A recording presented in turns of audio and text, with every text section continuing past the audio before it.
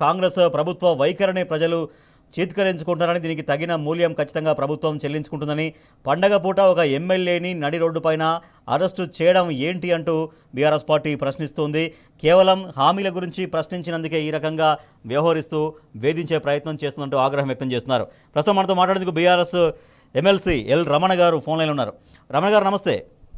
నమస్కారం అండి. రమణ గారు, నిన్న మీరు కూడా సమీక్షా సమావేశంలో ఉన్నారు. ఇక్కడ ఎగ్జాక్ట్గా సమీక్షా సమావేశంలో ఏం జరిగింది, అది కౌశిక్ రెడ్డి అరెస్ట్ దాకా ఎందుకు తీసుకెళ్లారు, సో ఈ అరెస్టుల పట్ల ఎట్లా రియాక్ట్ అవుతున్నారు బీఆర్ఎస్ పార్టీ ఎమ్మెల్సీగా? ఇప్పుడే సమాచారం వచ్చి నేను బయట అవుట్ స్టేషన్ లో ఉన్నా.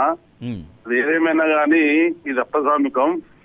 నిన్న ప్రభుత్వం పెట్టినటువంటి ముందస్తు కార్యక్రమం, అది జరగబోయేటువంటి పథకాల అమలు గురించి.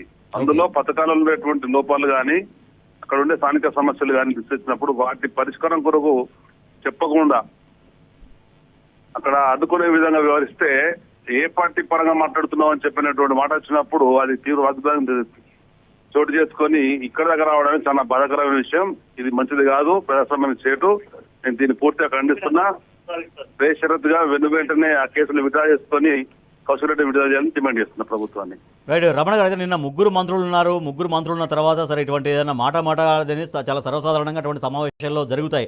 సో అక్కడికప్పుడు దాన్ని సామరస్యంగా సెట్ చేయడమో లేకపోతే శాంతిపరచడమో జరగాలి. కానీ కౌశిక్ రెడ్డిని బయటికి పంపించి ఏకంగా కేసులు పెట్టి అరెస్టులు చేస్తున్నారంటే ఇది కేవలం ఉద్దేశపూర్వకంగానే చేస్తున్నట్ట? ఏ రకంగా దీన్ని ట్రీట్ చేయాల్సిన అవసరం ఉంది?